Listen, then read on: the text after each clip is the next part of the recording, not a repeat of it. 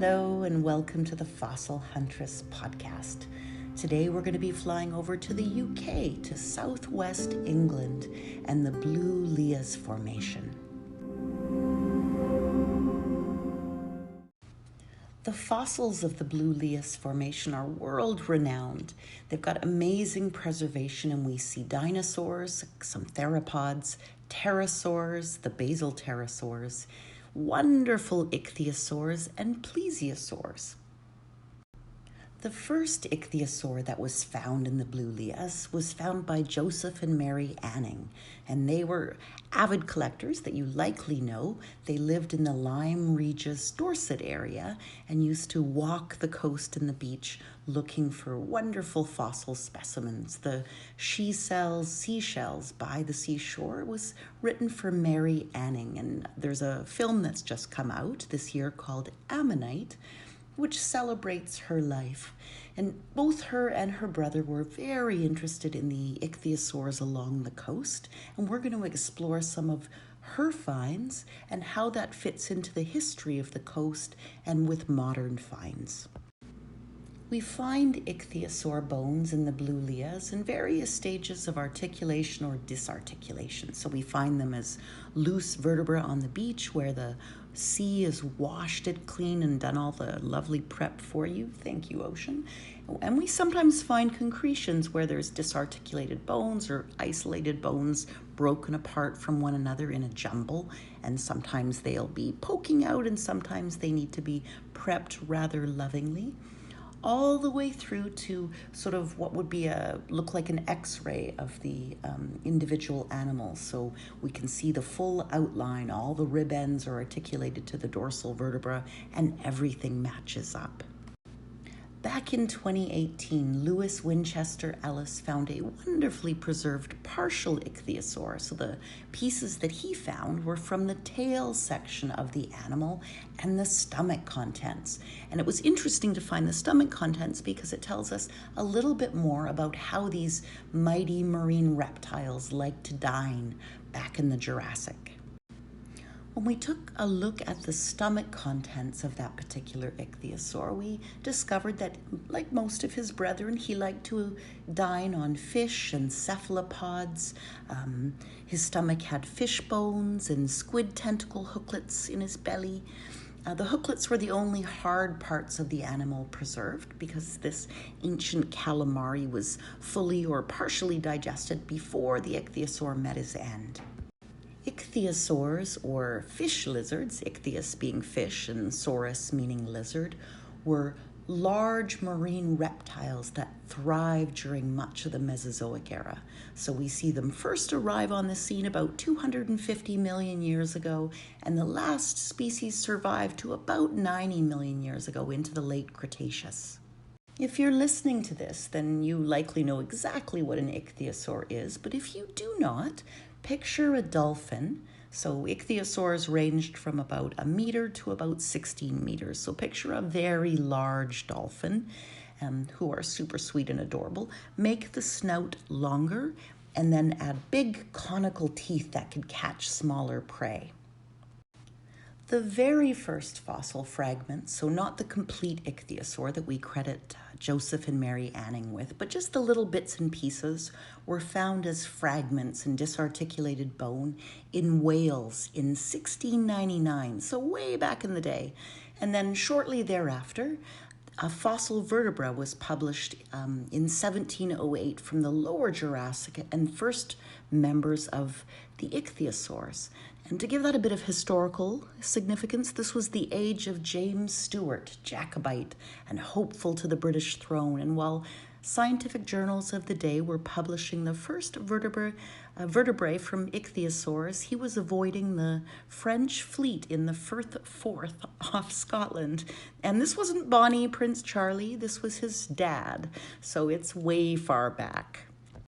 So as I mentioned earlier, the first complete specimen, so not the little bits and pieces, was found by Mary Anning and her brother Joseph along the Dorset coast. And this is early 19th century. Joseph had mistakenly, but quite reasonably, taken the find to be an ancient crocodile. And when Mary excavated the specimen and she drew some drawings of it, she realized it was something quite different. And she took the find to British surgeon Sir Everard Home. He was an elected fellow of the Royal Society, and he took the specimen and wrote it up, and that particular specimen is now on display at the Natural History Museum in London.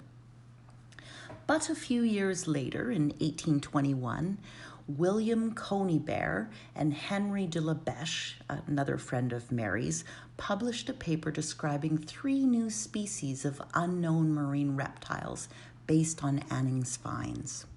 A few years after that, Reverend William Buckland, in about 1837, would go on to describe 2 small ichthyosaurs from the Blue Lias of Lyme Regis, Ichthyosaurus communis and Ichthyosaurus intermedius.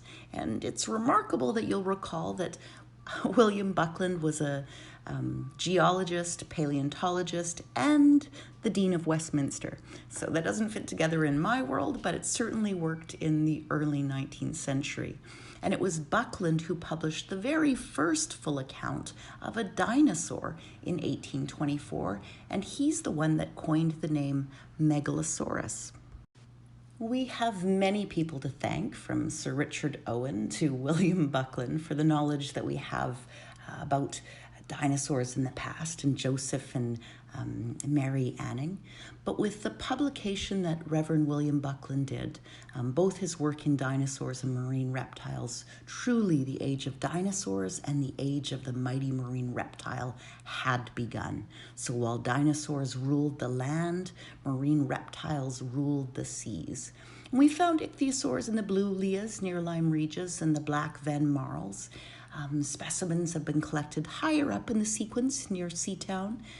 Paddy Howe, who's the Lyme Regis Museum geologist, found a rather nice skull a few years back. There was a landslip in 2008 that unveiled some ribs poking out of the church cliffs, and a bit of digging revealed the 9th fossil skull ever to be found of a ichthyosaur breviceps, with its teeth and paddles to boot. In more recent history, Dean Lomax and Sven Sachs, who are both active and delightful vertebrate paleontologists, have described a colossal beast, Shonisaurus cinquensis, from the Upper Triassic or Norian Pardinate Formation of northeastern British Columbia. And this baby is big. It's 3.5 meters long.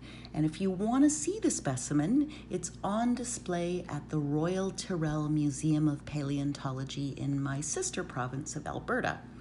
It was this discovery that tipped the balance in the vote, making it British Columbia's official fossil. So the province where I live is BC, and our official fossil is an ichthyosaur, and more specifically, Shonisaurus. We found other ichthyosaurs in the province on Vancouver Island and the Queen Charlotte Islands, but it was Shoni who tipped the balance. While Canada boasts some beautiful specimens of Shonisaurus, the first specimens were found in the 1990s by Peter Langham at Doniford Bay on the Somerset coast of England. One of my very favorite, and sadly we've lost her paleontologist, she passed away from cancer, was Dr. Betsy Nichols, Rolex laureate vertebrate paleontologist from the Royal Tyrrell Museum, again in Alberta, and she excavated the type specimen of Shonisaurus cinquensis. And this was done over 3 seasons in one of the most ambitious fossil excavations ever ventured. So there were funding issues, there were access issues, there were weather issues. It was a ton of work, and she canvassed and she raised funds and she lobbied people and she bribed them to come out to do field work. And she was just a charming human being. So she was the one who actually excavated the type specimen. And I loved Betsy, and she had great stories. Charmingly, she had a postal correspondence with Roy Chapman Andrews, who you may know. He's the former director of the American Museum of Natural History. So this is going back to the late 1950s as she was exploring what she was going to be when she grew up and a potential career in paleontology. And if you've ever seen the American Museum of Natural History's sexy paleo photos of expeditions into the Gobi Desert in southern Mongolia, the paleontologist in those photos is Roy Chapman Andrews. He was the lead on that trip, and it was some of his photos that fueled my interest in paleo. So we've got beautiful specimens of the Shonisaurus ichthyosaur in Canada, in the Blue Lias Formation in the UK, and we also find Shoni in Triassic outcrops of the Lunning Formation in the Shoshone Mountains of Nevada. So at least 37 complete specimens have come out of here, and I got to go visit some of them last October. As time has moved on, we've found more specimens, and we have a much greater and more sophisticated way of looking at them, examining them, rendering them in 3D, prepping them. And if you remember that ichthyosaur that the good Reverend Buckland described back in 1837, the Ichthyosaurus communis, it was Dean Lomax who was the first to describe a wee baby ichthyosaur. And he, along with paleontologist Nigel Larkin, published this adorable first in the Journal of Historical Biology in 2018. Dean Lomax and Sven Sachs also published on an embryo from one of the largest ichthyosaurs known. It's a new species named Ichthyosaurus somersettensis. And it describes the third embryo known for an ichthyosaur and the first to be positively identified to species level. So this is a very cool find. It's from the lower Jurassic strata, the lower Hatangian in the Blue Lias Formation. So we've learned a lot about them over time, and we've seen them and collected them at a macro level as sort of disarticulated bones and bits and pieces, and we're starting to scan them and put them through CT scanners and do renderings in 3D, but we're also looking at them at a molecular level. So in 2018, Benjamin Keir and his team were able to study ichthyosaur remains looking at the cellular and molecular level, and their findings suggest that ichthyosaurs didn't just have sort of a gross appearance similar to modern dolphins, but they also had skin and blubber quite similar to our modern dolphins. We now know that ichthyosaurs evolved from land-dwelling, lung-breathing reptiles, and then they returned to our ancient seas, where they evolved into the fish-shaped or dolphin-shaped creatures we find in the fossil record today. So once ichthyosaurs got into the ocean and stayed in the ocean, their flippers, their limbs became fully transformed into flippers. And it was their flippers that gave us the first clue that they gave birth to live young. And then later, we confirmed that with that first fossil embryo and the wee baby icky finds. So they thrived during the Mesozoic, and we see that they're in the fossil record from 250 million years ago and survived up to about 90 million years ago. During the early Triassic, they evolved from a group of unidentified land reptiles that returned to the sea. So they were particularly abundant in the late Triassic and early Jurassic periods before being replaced as premier aquatic predator by another marine reptilian order, the Plesiosauria, which is kind of like the big bucket of marine reptiles we throw an awful lot of species into. So in the late Cretaceous, ichthyosaurs were hard hit by a time of low oxygen in the oceans, and they found it difficult to survive and thrive. So bounty turned to scarcity, and a race for survival began.